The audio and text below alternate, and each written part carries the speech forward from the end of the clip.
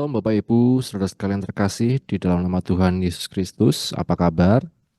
Puji nama Tuhan, di sore hari ini kita dapat kembali bertemu dalam program belajar bareng Tabernakel. Dan mari sama-sama kita akan berdoa sebelum kita memulai pelajaran kita. Bapak, kami bersyukur untuk kesempatan yang Kau beri kepada kami di sore hari ini untuk kami belajar dari firman-Mu. Bukalah hati kami, pikiran kami, mampukan kami ya Roh Kudus untuk memahami, dan kuatkan kami Roh Kudus untuk melakukan firman-Mu. Kami bersyukur, ini doa kami, dan hanya di dalam nama Tuhan Yesus kami berdoa, haleluya. Amin.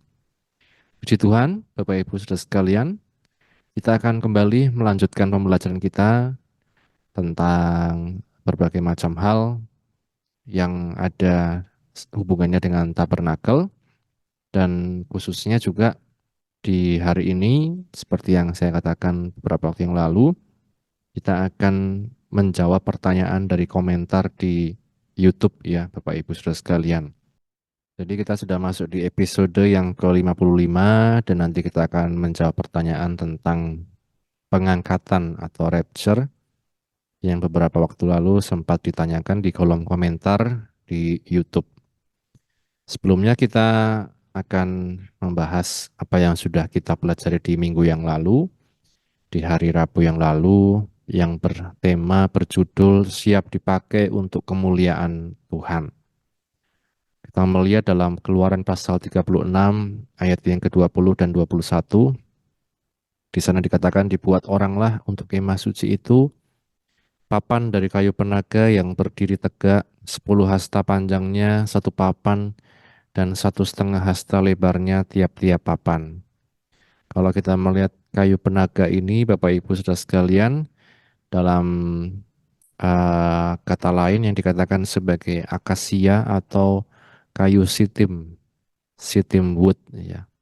Tumbuh di padang pasir, padang gurun, kemudian juga berkembang di alam, kemudian juga selalu dihembus angin.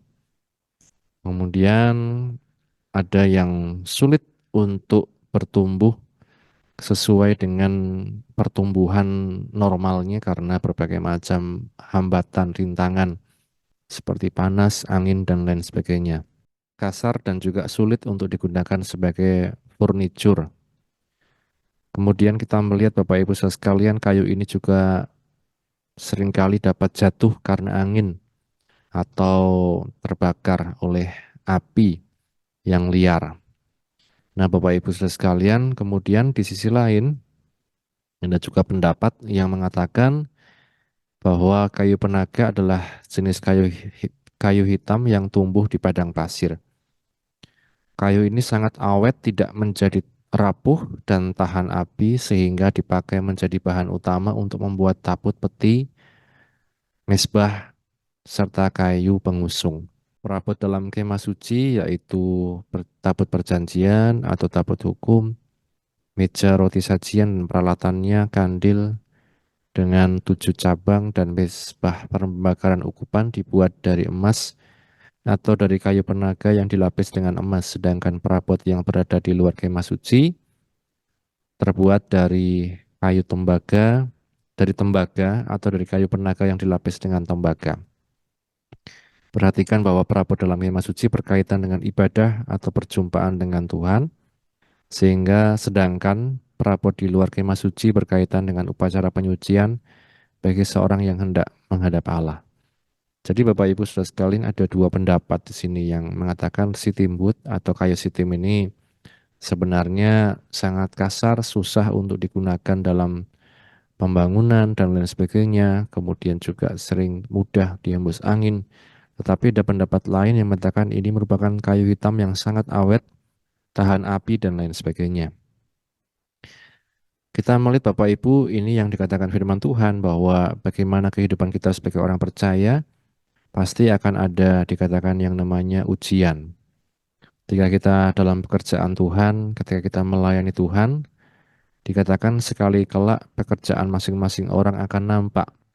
Karena hari Tuhan akan menyatakannya sebab ia akan nampak dengan api, dan bagaimana pekerjaan masing-masing orang akan diuji oleh api itu. Artinya ada ujian. Nah, kita mau menjadi kayu penaga yang bagaimana? Apakah kita akan terbakar atau kemudian kita akan diuji dan kemudian ternyata kita sudah berlapis ya emas yang tahan uji dan lain sebagainya. Inilah yang dikatakan firman Tuhan bahwa kita ini buatan Allah, diciptakan dalam Kristus Yesus untuk melakukan pekerjaan baik yang dipersiapkan Allah sebelumnya. Ia mau supaya kita hidup di dalamnya. Jadi kita memang setelah kita ditebus oleh darahnya, darah Yesus, kita diselamatkan, dijadikan milik kepunyaannya sendiri. Dikatakan kita diciptakan dalam Kristus Yesus untuk melakukan pekerjaan baik yang dipersiapkan Allah sebelumnya. Jadi sudah dipersiapkan dan Ia mau supaya kita hidup dalam pekerjaan baik itu. Jadi Bapak Ibu sekalian, mari kita mau dipakai Tuhan sebagai alat bagi kemuliaan nama Tuhan. Akan ada proses dan ujian, tetapi percayalah anugerah Tuhan yang memampukan kita. Pelajaran dari kayu penaga yang lalu Bapak Ibu, artinya ada ujian ya. Kita bisa menjadi kayu penaga yang berlapis emas, yang tahan uji. Itulah ketika Tuhan yang menjadi kekuatan kita, ketika Tuhan yang menjadi pelindung kita, tetapi di sisi lain kita bisa menjadi terbakar, rapuh, dan mudah rusak ketika kita tidak mengandalkan Tuhan. Nah, pelajaran inilah yang kemudian menjadi satu perenungan bagi kita untuk mari ketika kita mengerjakan segala sesuatu di dalam Tuhan, bergantunglah hanya kepada Tuhan. Dia yang dapat menguatkan, memampukan setiap kehidupan kita. Bapak Ibu saudara sekalian, ini yang kita pelajari di waktu yang lalu, dan kita akan masuk juga saat ini, dan kita akan masuk dalam episode ini, yaitu menjawab pertanyaan tentang pengangkatan atau rapture. Pengangkatan atau rapture. Ya, ini 3 minggu yang lalu ya, ada pertanyaan. Pak Pendeta Yesaya, saya belajar di dunia roh Yulia Vita. Syarat rapture atau pengangkatan kita sudah ada di level ruang maha kudus. Maaf nih, saya agak bawel. Ya, ya Bapak Ibu sekalian, ini pertanyaannya. Dan kita melihat ada beberapa poin di sini yang mau saya garis bawahi. Yang pertama, saya belajar dunia roh Yulia Vita. Yang kedua, syarat rapture kita sudah ada di level ruang maha kudus. Nah, poin yang kedua ini saya akan jelaskan dulu secara sederhana rapture itu apa dan kemudian hubungannya dengan level ruang maha kudus. Ya, Bapak Ibu sekalian. Yang pertama tentang belajar dunia roh Yulia Vita. Ini merupakan satu pilihan dalam kehidupan kita sekarang, kehidupan yang ada berbagai macam sumber yang bisa kita lihat di dunia maya, di dunia internet, di YouTube dan lain sebagainya. Tapi kita melihat inilah yang juga menjadi patokan kita, yang selalu kita ingat bagaimana dalam hidup kita pun kita perlu untuk terus melihat perjalanan iman kita. Di kemah suci misalnya, mari kita terus bertumbuh kembang. Apa tujuannya? Kalau kita melihat di dalam Efesus pasal 4 ayat 14, sehingga kita bukan lagi anak-anak yang diombang-ambingkan oleh rupa-rupa angin pengajaran, oleh permainan palsu manusia dalam kelicikan mereka yang menyesatkan. Ayat 15, tapi dengan teguh berpegang pada kebenaran, di dalam kasih kita bertumbuh di dalam segala hal ke arah Dia, Kristus yang adalah kepala.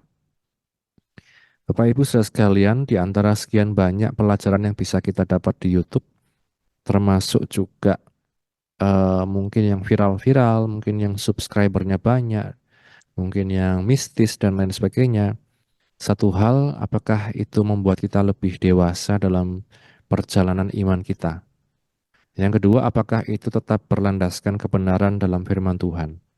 Bukan sekedar katanya, bukan sekedar asumsi, bukan sekedar mungkin suara-suara yang tidak bisa kita pertanggungjawabkan. Berbicara masalah dunia roh, Bapak Ibu Saudara sekalian, kita perlu berpegang kepada kebenaran firman Tuhan.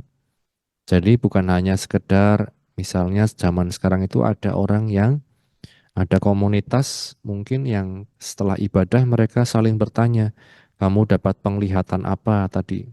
Kamu dapat suara apa dari roh? Kamu dapat suara Tuhan apa? Dan lain sebagainya. Seringkali Bapak Ibu Saudara sekalian ujung-ujungnya akan jatuh pada subjektivitas dan penghakiman. Dan kemudian merasa bahwa diri lebih hebat daripada yang lain. Levelnya lebih tinggi daripada yang lain. Ini yang tidak bagus, ini yang tidak baik. Jangan orang ya, ada komunitas merasa dia levelnya lain dari gereja lain, lain dari komunitas lain hanya karena dia merasa bisa punya penglihatan. Dia merasa bisa melihat sesuatu yang tidak bisa dilihat orang lain. Dia bisa merasa mendengar sesuatu yang tidak didengar orang lain, yang belum tentu itu dari Tuhan. Maka kalau kita lihat firman Tuhan, harus semua kembali kepada kebenaran dan di dalam kasih. Kalau kita melihat Bapak Ibu saudara sekalian, kalau kita mendengar satu channel YouTube kemudian ada kemudian hal-hal yang membuat kita justru ketakutan dalam mengiring Tuhan, hidup dalam iman tetapi juga dalam ketakutan. Waduh, aku kok seperti ini, aku kok seperti ini dan lain sebagainya. Kemudian disuruh mengingat ya, mengingat-ingat terus dosa-dosanya dan lain sebagainya. Ya, kadang saya mendengar seperti itu. Ayo ingat dosa kamu apa saja dari zaman SD, SMP, SMA sampai sekarang. Wah, artinya bahwa Bapak Ibu saudara sekalian kalau kemudian dikatakan kalau kamu tidak ingat dosamu, nanti kamu akan dicatat oleh iblis sehingga iblis akan mendakwa dan itu menghalangi berkatmu dan lain sebagainya. Sepintas terlihat benar tetapi tidak sepenuhnya benar Bapak Ibu Saudara sekalian. Kalau kita melihat dalam firman Tuhan, mereka yang berada di dalam Kristus Yesus, mereka yang percaya pada Tuhan Yesus, mengakui bahwa Yesus adalah Tuhan, menjadikan Yesus adalah Tuhan dalam hidupnya, kemudian secara sadar mengakui setiap dosa pelanggarannya, maka firman Tuhan katakan dia akan diampuni dosa dan pelanggarannya dan diselamatkan oleh darah Yesus. Artinya di sisi lain, firman Tuhan juga mengatakan bahwa Tuhan itu tidak mengingat-ingat dosa dan pelanggaran. Tapi seringkali manusia kita melihat Bapak Ibu saudara sekalian justru minta untuk kita, ayo ingat dosamu apa. Di masa lalu kamu lakukan ini, itu, dan lain sebagainya. Dan kita melihat Bapak Ibu saudara sekalian bagaimana dengan orang yang demensia, kemudian lupa, kemudian mungkin hilang ingatan, dan lain sebagainya. Kemudian dikatakan, wah itu pasti pekerjaan iblis, dan lain sebagainya. Kita kemudian jatuh pada satu penghakiman Bapak Ibu saudara sekalian. Maka saya selalu katakan, kalau kita berbicara dalam firman Tuhan, kembalilah selalu pada firman Tuhan, kebenaran dan kasih. Di dalam kebenaran dan di dalam kasih kita bertumbuh ke dalam segala hal ke arah Dia Kristus yang adalah kepala. Maka channel apapun Bapak Ibu saudara sekalian, kalau kita pelajari apakah itu membawa pada satu hal yang kemudian membuat iman kita terombang-ambing. Kita dikatakan bukan lagi anak-anak yang diombang-ambingkan oleh rupa-rupa angin pengajaran, oleh permainan palsu manusia dalam kelicikan mereka, tetapi dengan teguh berpegang pada kebenaran, di dalam kasih kita bertumbuh dalam segala hal ke arah Dia Kristus yang adalah kepala. Ini pegangan kita Bapak Ibu. Kembali kepada firman Tuhan. Apa yang dikatakan orang, apakah itu terdapat dalam firman Tuhan? Apakah itu hanya tafsiran sendiri? Kemudian dia katakan, oh saya dapat dari roh, tapi tidak ada di firman Tuhan, maka itu bisa kita pertanyakan. Jadi kita tidak boleh dalam hidup ini ujuk-ujuk percaya sesuatu yang tidak ada di dalam firman Tuhan. Yang ada dalam firman Tuhan saja kita kadang sulit untuk percaya. Ya, karena kita manusia, Bapak Ibu, dengan rasio, logika, pemikiran, dan lain sebagainya, maka kita perlu iman. Tetapi kalau hal-hal yang di luar firman Tuhan, yang hanya berdasarkan kata orang, siapapun itu termasuk hamba Tuhan yang besar, yang subscribernya banyak, yang luar biasa, belum tentu itu merupakan satu kebenaran yang hakiki dari firman Tuhan. Nah, ini Bapak Ibu saudara sekalian, maka mari tetap teguh berpegang kepada kebenaran dalam kasih, termasuk dalam ajaran-ajaran, jangan mudah diombang-ambingkan oleh berbagai macam ajaran yang tidak sesuai firman. Kalau kita melihat tentang rapture, teks yang dapat kita baca misalnya di 1 Tesalonika 4 ayat 13 sampai ke 18. Ya. Ini teks yang seringkali digunakan dalam ibadah-ibadah penghiburan dan lain sebagainya. 1 Tesalonika pasal 4, kita melihat di pasal 4 ayat 13 dan seterusnya. Saya dikatakan, selanjutnya kami tidak mau saudara-saudara bahwa kamu tidak mengetahui tentang mereka yang meninggal, supaya kamu jangan berduka cita seperti orang-orang lain yang tidak punya pengharapan. Karena jikalau kita percaya bahwa Yesus telah mati dan telah bangkit, maka kita percaya bahwa mereka yang telah meninggal dalam Yesus akan dikumpulkan Allah bersama-sama dengan Dia. Ini kami katakan kepadamu dengan firman Tuhan. Kita yang masih hidup, yang masih tinggal sampai kedatangan Tuhan, sekali-kali tidak akan mendahului mereka yang telah meninggal. Sebab pada waktu tanda diberi, yaitu pada waktu penghulu malaikat berseru, dan sangkakala Allah berbunyi, maka Tuhan sendiri akan turun dari sorga, dan mereka yang mati dalam Kristus akan lebih dahulu bangkit. Sesudah itu kita yang hidup, yang masih tinggal akan diangkat bersama-sama dengan mereka dalam awan menyongsong Tuhan di angkasa. Demikianlah kita akan selama-lamanya bersama-sama dengan Tuhan. Karena itu hiburkanlah seorang akan yang lain dengan perkataan-perkataan ini. Amin. Berbahagia setiap kita yang baca, mendengar, dan juga yang melakukan firman Tuhan. Ini teks yang berkaitan dengan pengangkatan, Bapak Ibu. Di ayat 17 dikatakan itu, sesudah itu kita yang hidup, yang masih tinggal, yang belum meninggal maksudnya, akan diangkat bersama-sama dengan mereka dalam awan menyongsong Tuhan di angkasa. Demikianlah kita akan selama-lamanya bersama-sama dengan Tuhan. Jadi ini teks yang dikatakan firman Tuhan dan menjadi dasar tentang pengangkatan, rapture. Maka ada mungkin orang yang tidak percaya tentang pengangkatan atau rapture. Wah, itu kan hanya dongeng, ya. Ada juga isu-isu di waktu yang lalu bagaimana orang kemudian menghubungkan ini dengan adanya UFO, ya, atau pesawat yang terlihat ya dari luar angkasa tiba kemudian menghilangkan orang dan lain sebagainya. Tapi mari kita berdasar hanya pada firman Tuhan, bukan pada kata orang. Ini Bapak Ibu saudara sekalian, yang dikatakan di ayat 17 tadi, sesudah itu kita yang hidup, yang masih tinggal akan diangkat bersama-sama dengan mereka dalam awan. Bersama-sama siapa? Orang yang telah meninggal di dalam Kristus Yesus. Mereka dikatakan dibangkitkan, kemudian juga terangkat. Mereka lebih dulu, kemudian kita yang hidup akan diangkat bersama-sama dengan mereka dalam awan menyongsong Tuhan di angkasa.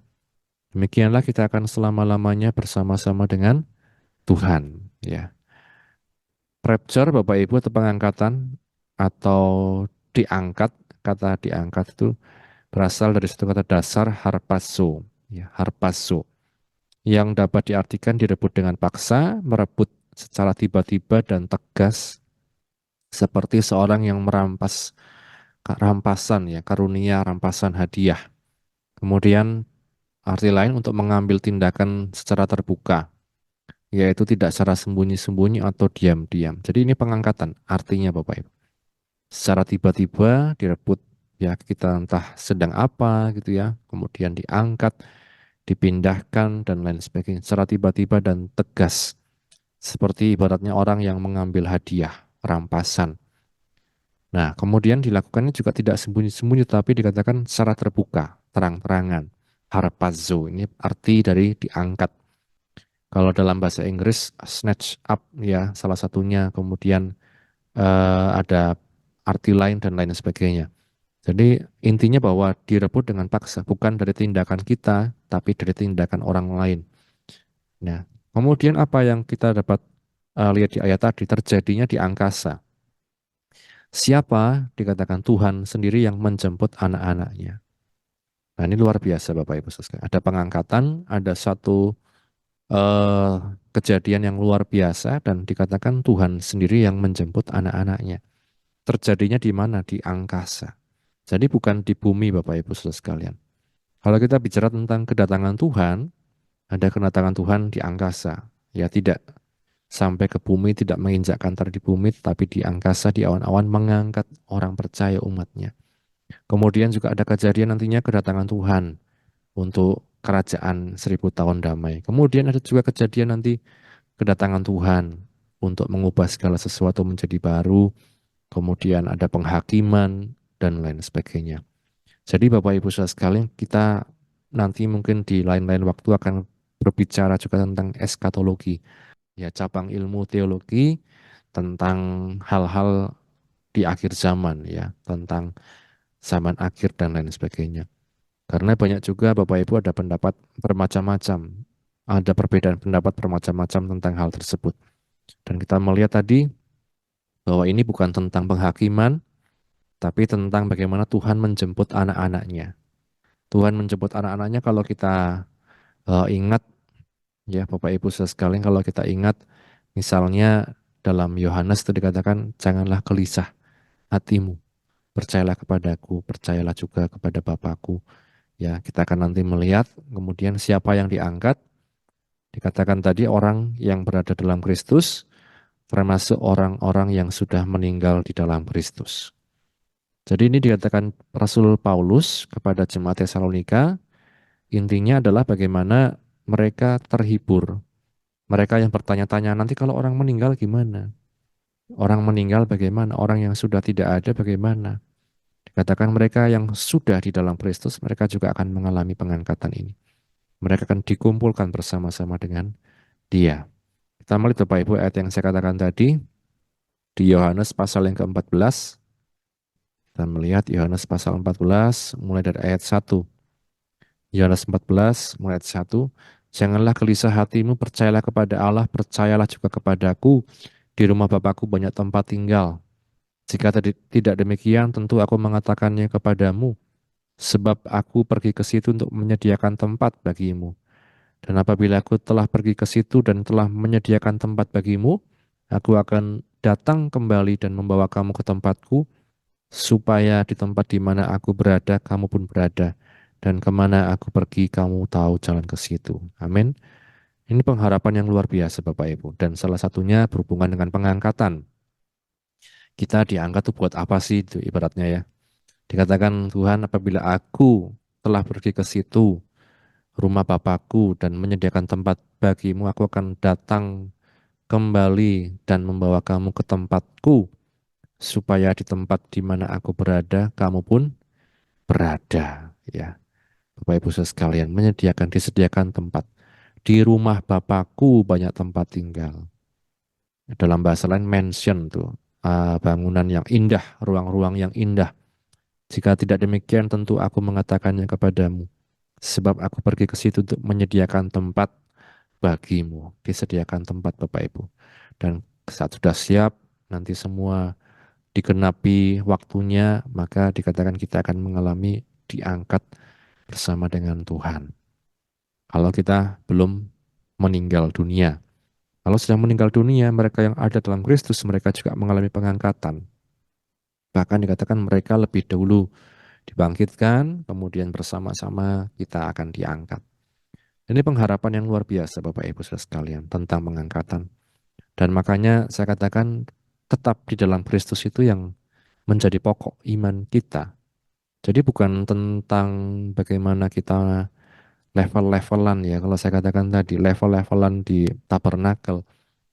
Saya sudah level apa ya? Ibarat orang mungkin makan maici atau apa. Kamu level berapa? Level 12. Oh, kamu yang diangkat. Kamu level 15. Wah, luar biasa. Kamu yang diangkat. Tapi bagaimana sebenarnya pengangkatan ini berbicara tentang orang-orang di dalam Kristus yang karena kasih Yesus itu dikatakan akan diangkat kemana? Ke tempat yang sudah disediakan. Maka Bapak Ibu saudara sekalian, sekali lagi belajar tabernakel seringkali saya katakan bukan tentang level-levelan. Saya lebih hebat dari Anda lebih hebat dari saya lebih rohani, siapa yang lebih hebat, lebih rohani dan lain sebagainya. Tetapi bagaimana kita tetap berada dalam Kristus, menghargai korban Kristus, belajar untuk melakukan apa yang Kristus kerjakan, sampai akhir hidup kita atau sampai Ia menjemput kita. Ya, Bapak Ibu, ada orang yang mungkin akan mengalami meninggal dunia, ada orang yang mungkin juga mengalami langsung diangkat oleh Tuhan. ya kalau saatnya sudah tiba. Maka kembali ke pertanyaan tadi, Bapak Ibu Saudara sekalian, kalau saya katakan kita perlu berhati-hati dalam setiap pengajaran yang kita terima, ya. Dalam setiap konten YouTube, channel-channel yang kita dengar, kita perlu hati-hati.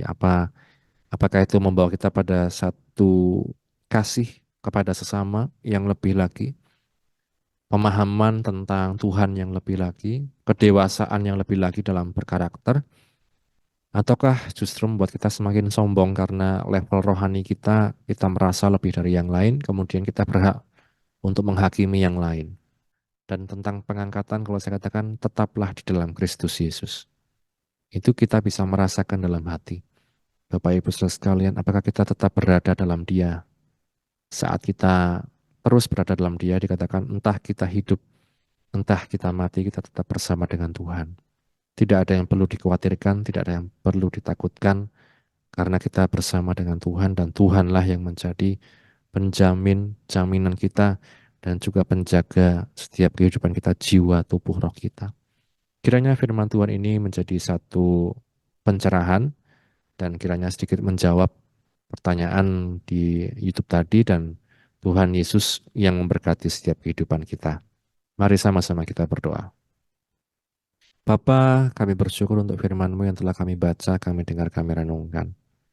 Menolong kami untuk terus Tuhan belajar dari firman-Mu, tidak terombang-ambing oleh berbagai rupa angin pengajaran, tetapi mau terus bertumbuh ke arah Engkau yang adalah kepala kami Tuhan.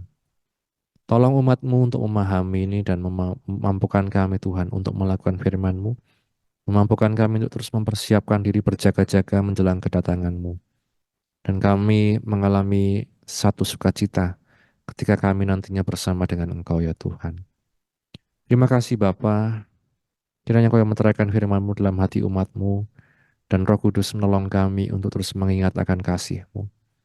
Berkatilah anak-anak-Mu yang sudah mendengar firman-Mu Tuhan dimanapun kalian berada. Dalam pergumulan apapun Kau yang menolong, Kau yang menjamah ya Tuhan. Terima kasih Bapa, ini doa kami. Akhirnya kami tutup Tuhan, program kami di sore hari ini. Hanya dalam nama Tuhan Yesus kami berdoa, haleluya. Amin. Puji nama Tuhan, Tuhan Yesus berkati kita sekalian. Amin.